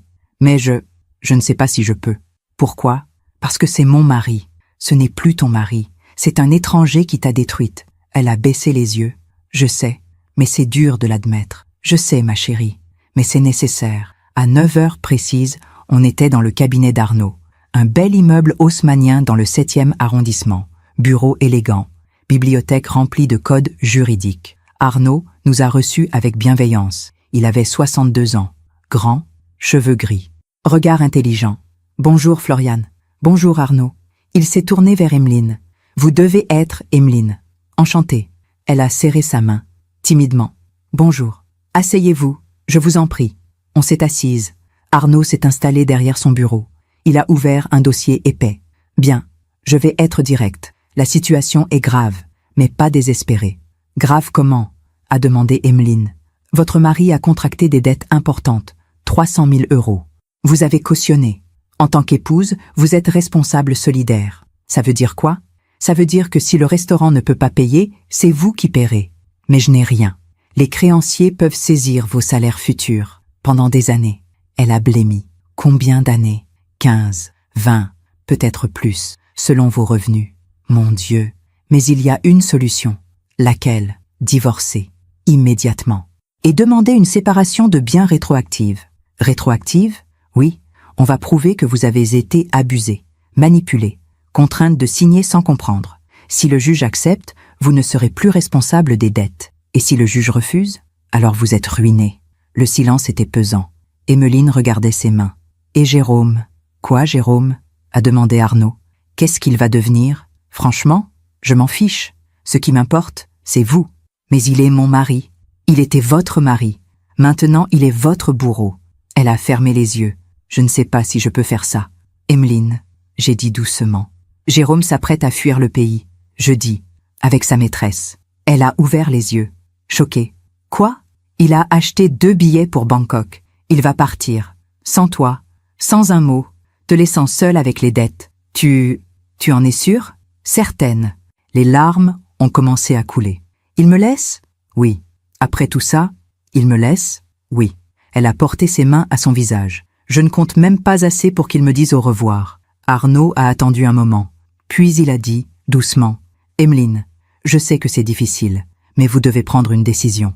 Maintenant. » Elle a levé les yeux. « Si je signe, qu'est-ce qui se passe? » Je dépose la demande de divorce aujourd'hui même. Je demande une ordonnance de protection en urgence. Je bloque tous les comptes communs. Je lance une enquête financière sur le restaurant. Et Jérôme, il sera notifié, par huissier, probablement demain. Il va être furieux, probablement. Mais il ne pourra rien faire. Vous serez protégé. Protégé comment? Interdiction de vous approcher. Interdiction de vous contacter. S'il viole cette ordonnance, il ira en garde à vue. Emeline a regardé le dossier sur le bureau. Les papiers, les signatures, la fin officielle de 9 années. Si je signe, c'est vraiment fini? Oui, a dit Arnaud. Et si je ne signe pas? alors vous perdez tout. Votre avenir, votre liberté, votre dignité. Elle a respiré profondément. Est-ce que je peux lire les papiers avant? Bien sûr, prenez votre temps. Elle a lu, lentement, chaque page, chaque clause. Moi je la regardais. Mon bébé, ma fille, devenue une femme brisée, mais encore debout, encore capable de se battre. Après 20 minutes, elle a reposé les papiers. Elle a pris le stylo. Où je signe? Arnaud a montré. Ici, et ici, et ici. Elle a signé, 3 fois, d'une main tremblante, mais elle a signé. Quand elle a reposé le stylo, elle a dit « C'est fait ». « Oui », a dit Arnaud, « C'est fait. Vous venez de reprendre le contrôle de votre vie. » Elle a hoché la tête, puis elle s'est effondrée en larmes. On est sorti du cabinet 1 heure plus tard. Arnaud avait tout lancé.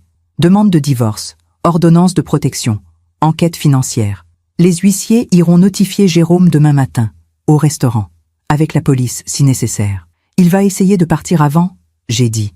Pas s'il est placé sous surveillance. Vous pouvez faire ça? J'ai des contacts. Ne vous inquiétez pas, il ne partira pas.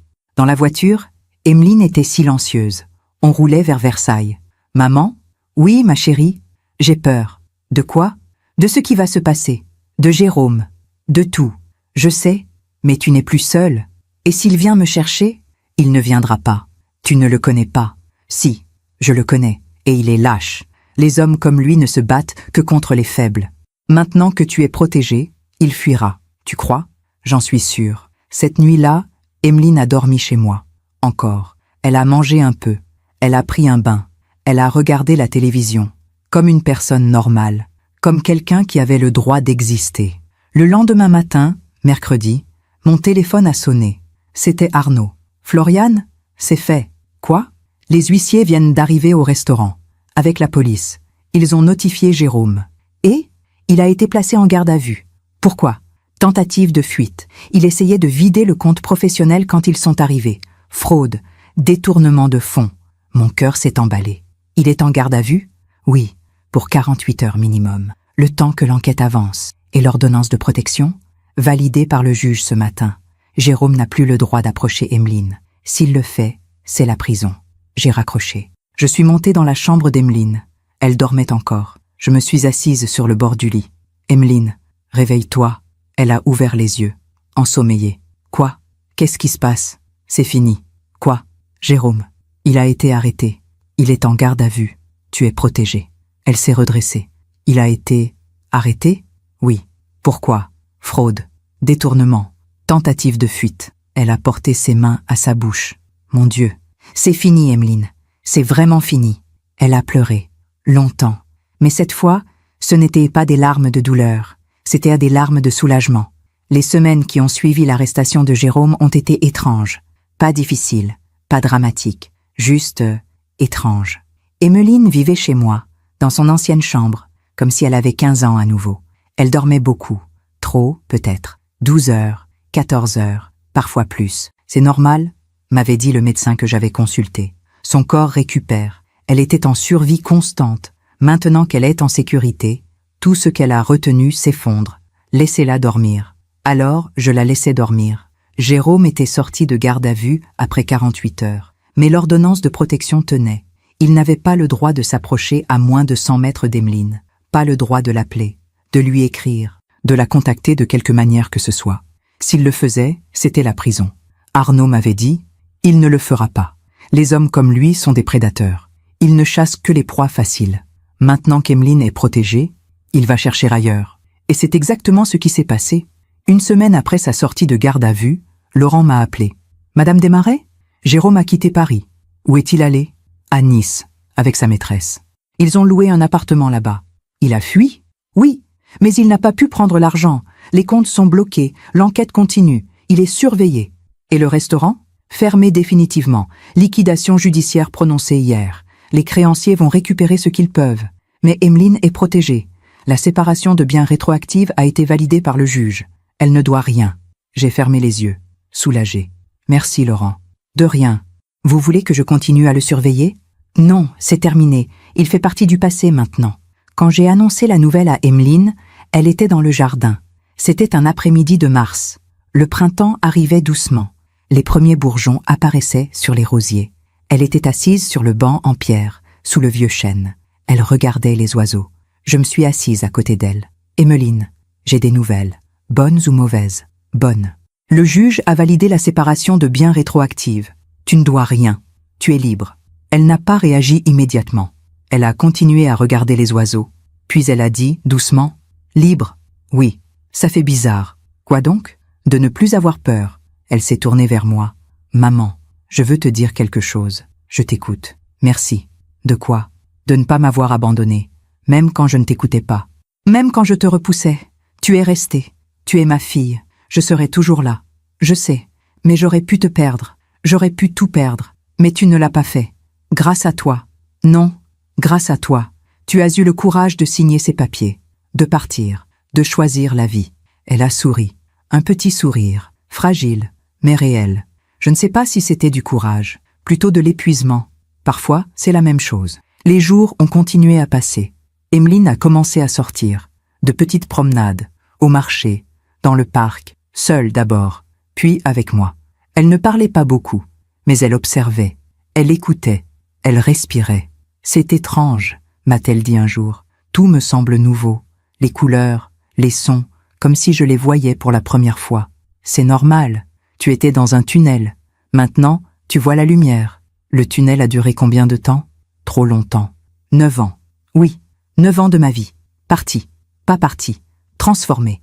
Tu as survécu. C'est une force. » Un matin d'avril, Emmeline est descendue pour le petit déjeuner avec un air déterminé. « Maman, je veux retourner travailler. Tu es sûre? » « Oui, je ne peux pas rester ici à ne rien faire. J'ai besoin de me reconstruire. Et pour ça, j'ai besoin d'une vie à moi. Tu as raison. Tu veux faire quoi? Je ne sais pas. J'ai 35 ans. Je n'ai pas travaillé dans mon domaine depuis 9 ans. Qui va vouloir de moi? Beaucoup de gens. Tu as de l'expérience, de la résilience, de l'intelligence. J'ai surtout un trou de 9 ans dans mon CV. Alors, on va le remplir. Avec la vérité. Quelle vérité?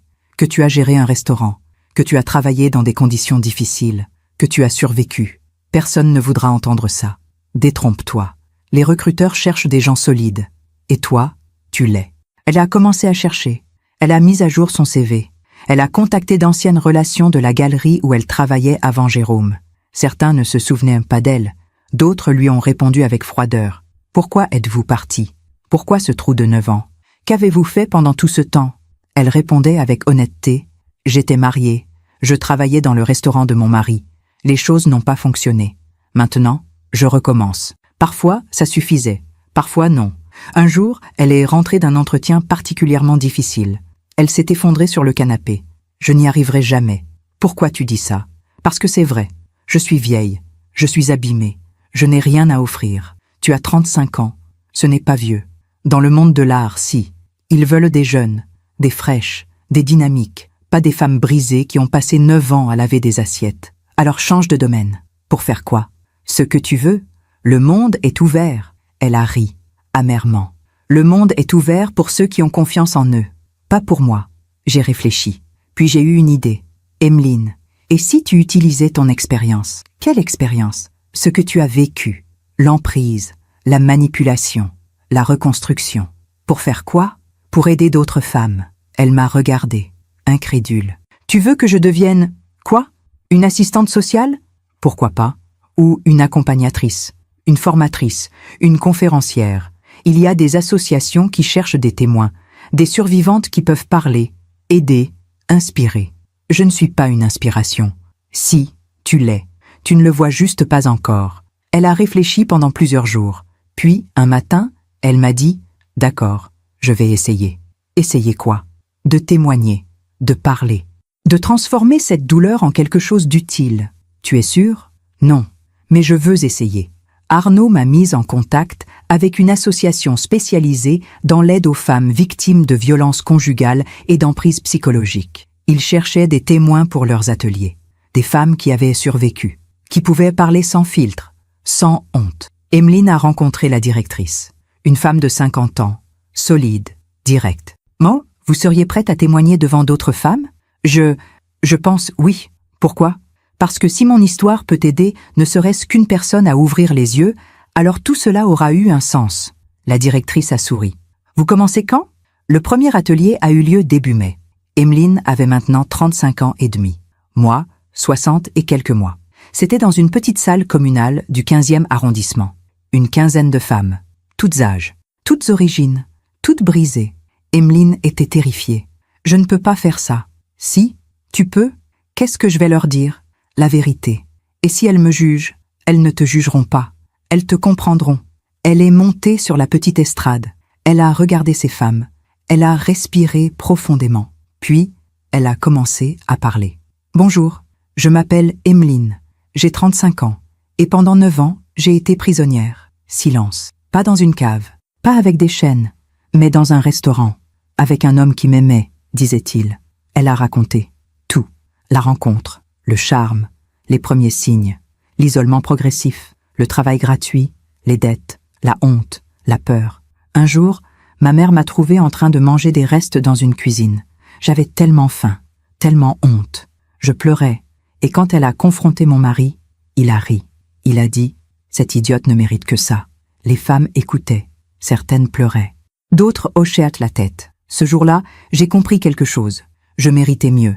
Pas parce que j'étais parfaite, pas parce que j'étais forte, mais simplement parce que j'étais humaine. Après son témoignage, plusieurs femmes sont venues la voir. « Merci. Votre histoire ressemble à la mienne. Comment vous avez trouvé le courage de partir ?»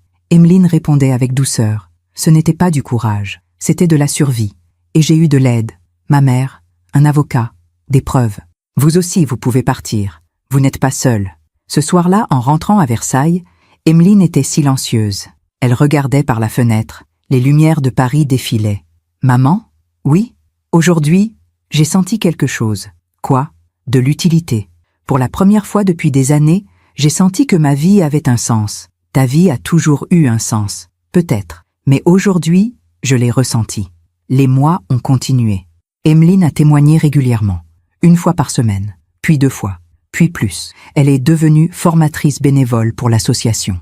Elle aidait les femmes à remplir des dossiers, à comprendre leurs droits, à trouver des avocats, des refuges, de l'espoir. « Je fais ce que tu as fait pour moi », m'a-t-elle dit un jour. Quoi?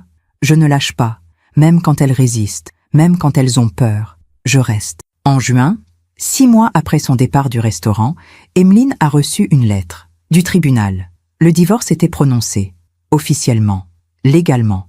Elle n'était plus mariée à Jérôme. Elle était libre. Elle a ouvert la lettre dans le jardin. Elle l'a lue, puis elle l'a posée sur le banc. C'est fini. Oui, je pensais que je ressentirais quelque chose. De la joie, du soulagement. Et je ne ressens rien. C'est juste fini. C'est normal.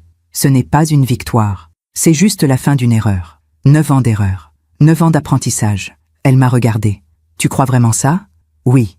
Tu as appris à reconnaître les signaux, à te protéger, à te battre. Des milliers de femmes ne l'apprennent jamais. Toi, si. Un jour de juillet, Emeline m'a annoncé qu'elle avait trouvé un appartement, un studio, dans le 11e, petit, mais lumineux. Tu veux déménager? Oui. Il est temps. Tu es sûre? Oui. J'ai besoin de mon espace, de ma vie. Je comprends. Tu n'es pas triste? Si, un peu. Mais je suis surtout fière. Elle a emménagé fin juillet. Je l'ai aidée. On a transporté des cartons, des meubles, des plantes. Elle a décoré son studio avec soin. Des couleurs vives, des coussins, des tableaux. C'est chez moi, elle a dit en regardant autour d'elle. Pour la première fois depuis 9 ans, j'ai un chez moi. Comment tu te sens? Vivante. Un soir d'août, elle m'a invitée à dîner dans son studio. Elle avait cuisiné, une vraie cuisine. Pas des restes, pas de la nourriture volée. Un poulet rôti, des légumes, une tarte aux pommes. On a mangé ensemble, on a bu du vin, on a ri. Tu sais quoi, maman? Quoi? Pendant 9 ans, j'ai cru que ma vie était finie, que j'avais tout gâché, que je ne méritais pas mieux. Et maintenant, je sais que ce n'était que le premier chapitre. Le mauvais chapitre. Mais il y en a d'autres qui viennent. Oui, il y en a d'autres. En septembre, presque 1 an après son départ du restaurant, Emeline a reçu une proposition. L'association lui offrait un poste salarié, coordinatrice d'accompagnement pour les victimes de violences conjugales. C'est un CDI, avec un vrai salaire. Tu vas accepter?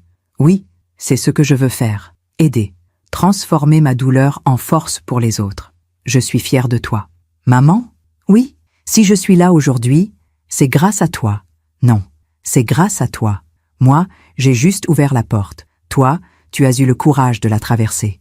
En octobre, exactement 1 an après cette nuit terrible dans la cuisine du restaurant, Emeline et moi sommes retournés dans le Marais. Le restaurant était fermé définitivement. Vitres condamnées, panneaux alloués.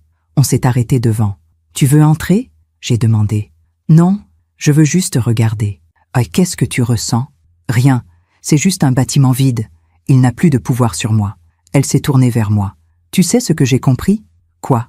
Jérôme n'était pas le problème. Enfin, si, mais pas seulement. Le problème, c'était moi, ma peur, mon besoin d'être aimé, ma conviction que je ne méritais rien de mieux.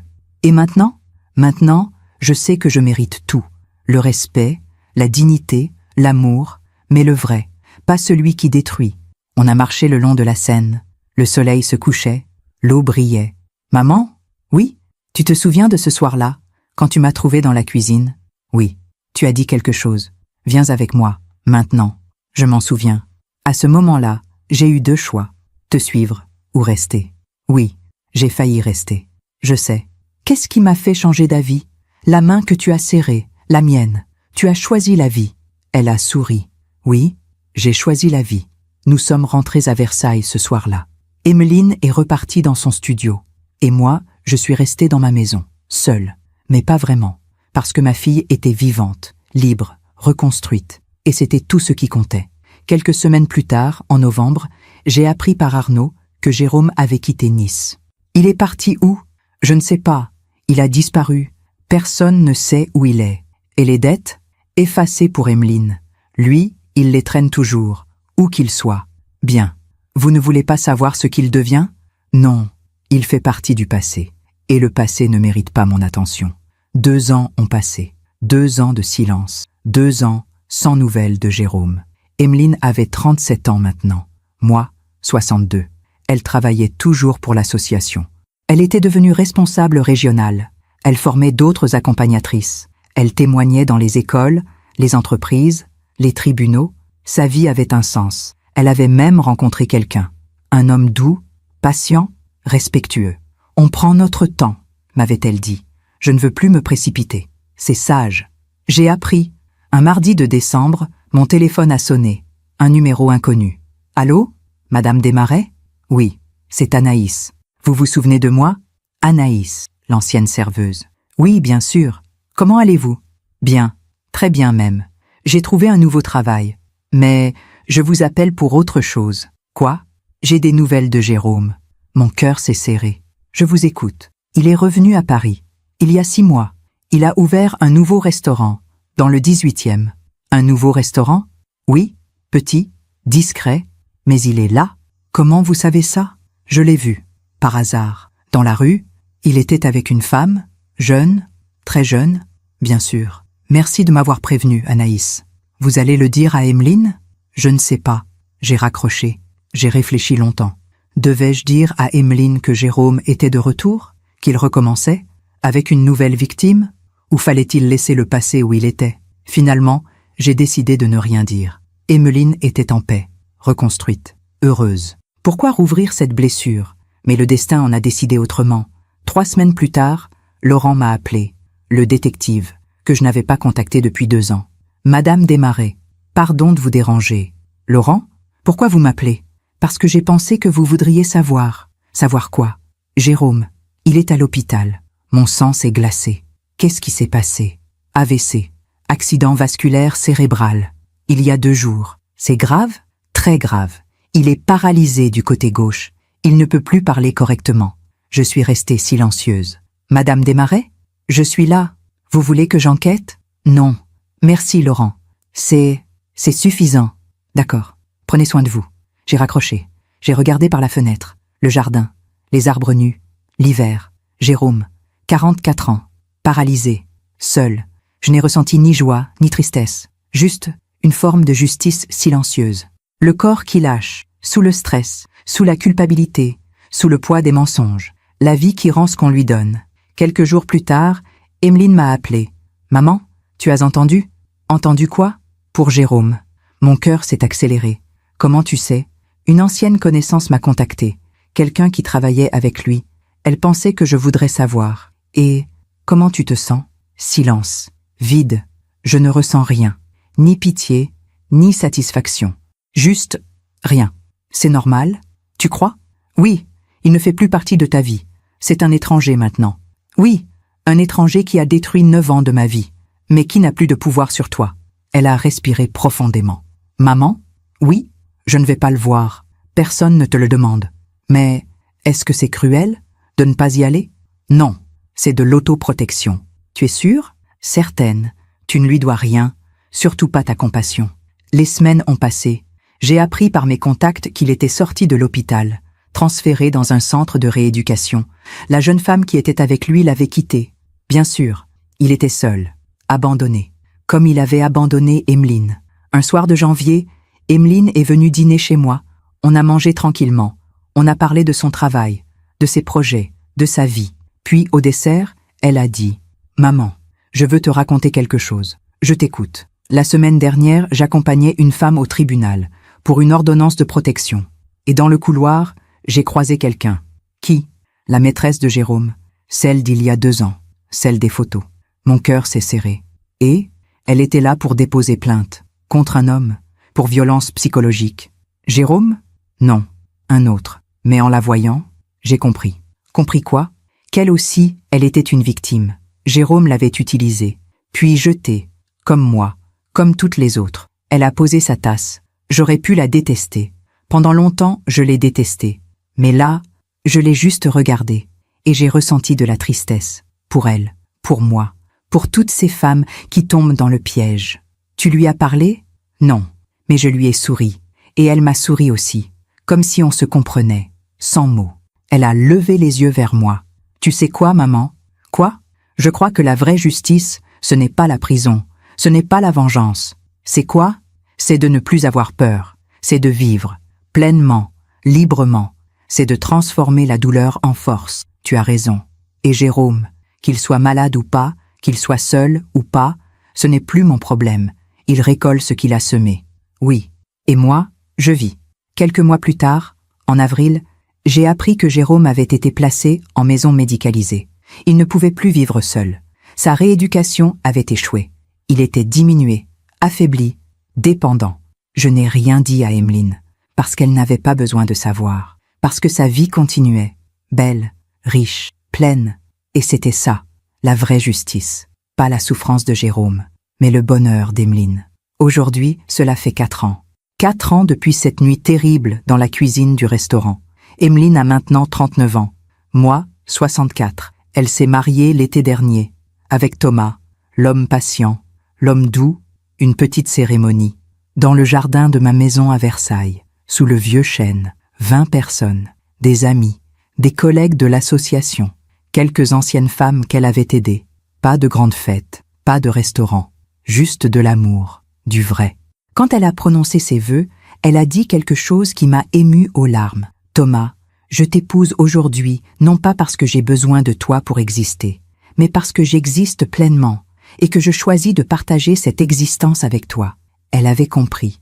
L'amour ne sauve pas, l'amour accompagne. Hier soir, elle est venue dîner chez moi, seule. Thomas était en déplacement pour son travail. On s'est installé dans le salon, avec du thé, des biscuits, comme avant. Comme quand elle était petite. Maman, j'ai quelque chose à te dire. Je t'écoute. Elle a souri, un sourire radieux. Je suis enceinte. Mon cœur s'est arrêté. Quoi? 3 mois. On voulait attendre avant de le dire. Mais maintenant, c'est sûr. Ma chérie, les larmes sont montées. Je me suis levée, je l'ai prise dans mes bras. Je suis tellement heureuse pour toi. Moi aussi. J'ai peur, mais je suis heureuse. Peur de quoi? De ne pas être une bonne mère, de reproduire des erreurs. Tu seras une mère merveilleuse, parce que tu connais la différence entre l'amour et le contrôle. Elle s'est assise. Elle a posé sa main sur son ventre. Tu sais quoi, maman? Quoi? Pendant longtemps, j'ai cru que Jérôme m'avait volé 9 ans de ma vie. Et maintenant? Maintenant, je comprends qu'il ne m'a rien volé. Il m'a appris. Appris quoi? À reconnaître les signaux, à poser des limites, à choisir la vie plutôt que la survie. Elle m'a regardée. Et surtout, il m'a montré ce qu'est une vraie force. Quelle force? La tienne. Tu ne m'as jamais abandonnée. Même quand je te repoussais, même quand je te disais de partir. Tu es resté, en silence, en veillant, en préparant. Si je n'avais pas eu cette expérience, je ne serais pas qui je suis aujourd'hui. Je ne ferais pas ce travail. Je n'aiderais pas ces femmes. Tu transformes la douleur en lumière. Oui, parce que tu m'as montré comment. On est resté silencieuse un moment, puis elle a dit « Maman, est-ce que tu as des regrets? À quel sujet? D'avoir agi comme tu l'as fait, d'avoir enquêté, espionné, préparé tout ça sans me le dire. » J'ai réfléchi. Non, aucun regret. Même si j'étais en colère contre toi? Même, parce que je savais une chose. Quoi? Qu'un jour tu comprendrais, qu'un jour tu serais prête, et ce jour-là, il fallait que tout soit prêt.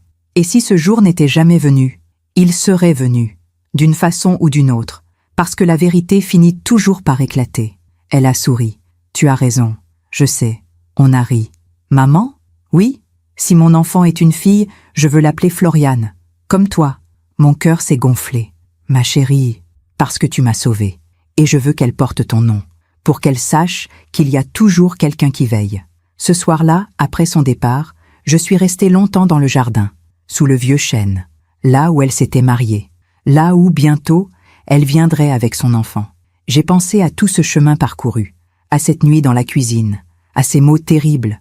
Cette idiote ne mérite que ça, à ma décision de ne pas rester silencieuse, d'agir, de protéger, de préparer. Aujourd'hui, Emeline est libre, heureuse, enceinte, vivante. Et Jérôme est seul, malade, dans une maison médicalisée quelque part. Est-ce que je ressens de la pitié pour lui? Non. De la satisfaction? Non plus.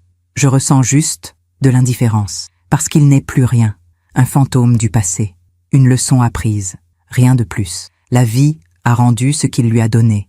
Il a donné de la cruauté, il a reçu de la solitude, il a donné du mépris, il a reçu de l'abandon, il a donné de la manipulation, il a reçu de l'impuissance. Et Emeline, elle a donné de la résilience, elle a reçu de l'amour, elle a donné de l'aide, elle a reçu du sens, elle a donné du courage, elle a reçu de la vie. C'est ça le karma, pas une vengeance divine, juste une balance, qui finit toujours par s'équilibrer. Cette nuit-là, avant de dormir, j'ai ouvert mon journal, celui que je tiens depuis 40 ans. J'ai écrit « Aujourd'hui, Emeline m'a annoncé qu'elle attend un enfant. Une petite fille, peut-être, qui portera mon nom. Et je me dis que c'est ça, la vraie victoire. Pas d'avoir détruit Jérôme, mais d'avoir sauvé Emeline. Et à travers elle, cette nouvelle vie qui arrive. Si mon histoire aide ne serait-ce qu'une femme à ouvrir les yeux, alors tout cela aura eu un sens. 6 mois ont passé depuis cette soirée où Emeline m'a annoncé sa grossesse. Nous sommes maintenant en octobre. 4 ans et demi depuis cette nuit dans la cuisine du restaurant. Emeline a 39 ans et demi. Elle est enceinte de 8 mois. Moi, j'ai 64 ans. Et je vais bientôt être grand-mère. Ce matin, je l'ai accompagnée à son dernier rendez-vous médical avant l'accouchement. Thomas était là aussi. Attentif, présent, souriant. « Tout va bien », a dit la sage-femme. « Le bébé est en bonne position. Le cœur bat parfaitement. Vous êtes prête ?» Emeline a souri, mais j'ai vu ses mains trembler légèrement. En sortant de la clinique, on s'est assise sur un banc dans le petit parc d'en face. Thomas est parti chercher des viennoiseries. Emeline et moi, on a regardé les feuilles tomber. L'automne parisien. Doux, lumineux. Maman, j'ai peur. C'est normal. Non, pas de l'accouchement. Enfin, si, un peu, mais surtout, d'être mère, de ne pas savoir, de faire des erreurs. Toutes les mères ont peur. Moi aussi, j'avais peur quand tu es née. Vraiment? Vraiment. J'avais 25 ans. Ton père venait de mourir. J'étais seule. Je ne savais pas si j'allais y arriver. Mais tu as réussi. Pas toujours. J'ai fait des erreurs. Beaucoup d'erreurs. Comme quoi? Comme t'avoir laissé rencontrer Jérôme sans vraiment le connaître. Comme ne pas avoir parlé plus tôt. Comme avoir attendu trop longtemps. Elle a posé sa tête sur mon épaule. Tu n'as pas attendu trop longtemps. Tu as attendu le bon moment. Comment tu le sais? Parce que je suis là. Vivante. Heureuse. Enceinte. Si tu étais intervenue plus tôt, j'aurais résisté. J'aurais défendu Jérôme. Je serais retournée vers lui. Peut-être, pas peut-être, certainement. Elle s'est redressée. Elle a pris ma main. Maman, je veux te raconter quelque chose que je n'ai jamais dit à personne. Je t'écoute. La nuit où je suis partie du restaurant, quand tu m'as emmenée chez toi, je me suis réveillée vers 3 heures du matin. J'ai voulu partir. Quoi? Oui, je me suis levée. J'ai mis mes chaussures. J'étais dans le couloir, prête à sortir. Mon cœur s'est serré. Pourquoi tu ne l'as pas fait? Parce que je t'ai vu. Tu dormais sur le canapé, dans le salon, la porte de ma chambre ouverte, pour me surveiller. Tu m'as vu? Oui, et j'ai compris. Compris quoi? Que tu ne dormais pas vraiment, que tu veillais, que tu serais toujours là. Quoi qu'il arrive, les larmes sont montées. Alors je suis retournée me coucher, et le lendemain matin, quand tu m'as emmené voir Arnaud, j'ai signé, parce que je savais que je n'étais pas seule. On est resté silencieuse un long moment. Puis elle a dit, c'est ça que je veux donner à mon enfant. Pas la perfection, pas l'absence d'erreur, mais la présence. Toujours, quoi qu'il arrive, tu vas être une mère extraordinaire, comme toi. Mieux que moi? Non, comme toi. Thomas est revenu avec des croissants. On a mangé ensemble. On a ri. On a parlé du prénom. Si c'est une fille, Floriane, a confirmé Emeline. Et si c'est un garçon? A demandé Thomas. Arnaud, comme l'avocat qui nous a sauvés. Thomas a souri. Alors c'est décidé. Floriane ou Arnaud. Ce soir-là, en rentrant chez moi à Versailles, j'ai reçu un appel d'Arnaud. Le vrai Arnaud. L'avocat. Il a maintenant 66 ans. Toujours aussi brillant. Toujours aussi implacable. Floriane, je voulais vous dire, Jérôme est décédé. Le silence a rempli la ligne. Quand? Hier, dans la maison médicalisée. Une complication, une infection pulmonaire. Il avait 46 ans. Oui, j'ai respiré profondément. Merci de m'avoir prévenu. Vous allez le dire à Emeline? Je ne sais pas. Elle est enceinte de 8 mois. Je ne veux pas. Je comprends. C'est à vous de décider. Arnaud? Oui. Est-ce qu'il était seul? Quand il est mort? Silence. Oui, il était seul. Personne n'est venu. Personne ne l'a réclamé. Cette nuit-là, je n'ai pas dormi. Je pensais à Jérôme. Cet homme qui avait été beau, charmant, ambitieux. Cet homme qui avait détruit ma fille. Cet homme qui était mort seul, à 46 ans, dans une chambre anonyme. Devrais-je ressentir de la pitié, de la tristesse, de la satisfaction? Je ne ressentais rien. Juste une forme de clôture. Un chapitre qui se ferme, définitivement. Le lendemain matin, j'ai décidé de le dire à Emeline. Pas par téléphone, en face. Je suis allée chez elle. Elle était dans le salon, avec Thomas. Il préparait la chambre du bébé. « Maman, quelle surprise! Bonjour, ma chérie. Je peux te parler? En privé ?» Elle a vu mon visage. Elle a compris que c'était sérieux. Bien sûr, on s'est installé dans la cuisine. « Qu'est-ce qui se passe? » Emeline. « J'ai reçu un appel d'Arnaud hier soir. Et Jérôme est décédé. Avant-hier. Elle n'a pas bougé. Elle a juste regardé ses mains. Longtemps. Puis elle a dit « Comment? Une infection. Dans la maison médicalisée. Il était seul? Oui. » Elle a fermé les yeux. « Bien. Bien ?» j'ai répété. « Oui, bien. Pas parce que je suis heureuse qu'il soit mort, mais parce que c'est fini. Vraiment fini. » Elle a ouvert les yeux. Pendant 4 ans, une partie de moi avait toujours peur qu'il revienne, qu'il me trouve, qu'il me parle, qu'il essaie de me manipuler encore. Il ne pouvait plus te faire de mal. L'ordonnance, je sais, mais la peur était là quand même. Et maintenant, elle disparaît. Oui, elle a posé sa main sur son ventre. Mon enfant ne connaîtra jamais cet homme, ne saura jamais qu'il a existé.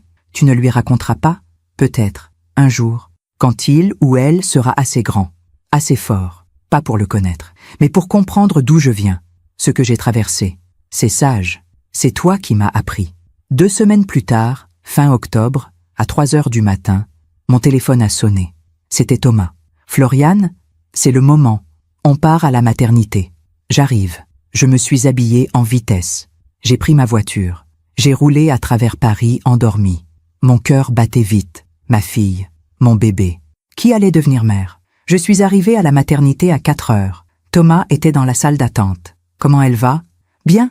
Elle est forte. La sage-femme dit que ça va vite. Je peux la voir? Elle a demandé que vous entriez. Je suis entrée dans la salle d'accouchement. Emeline était là, sur le lit, en sueur, mais souriante. Maman, tu es là. Bien sûr que je suis là. Je veux que tu restes, pour la naissance. Tu es sûre? Certaine. À 6h23, le bébé est né. Une fille, 3 kilos de sang, des cheveux noirs, des yeux immenses, un cri puissant, vivante. La sage-femme l'a posée sur la poitrine d'Emeline. Emeline a pleuré. Thomas a pleuré. Moi aussi j'ai pleuré. « Bonjour Floriane », a murmuré Emeline. « Bienvenue dans le monde. » Petite Floriane a ouvert les yeux. Et j'ai vu, dans ce regard neuf, quelque chose d'infini. Une promesse, un nouveau départ. Une vie qui commence, sans ombre, sans peur. Ce jour-là, En tenant ma petite fille dans mes bras, j'ai compris.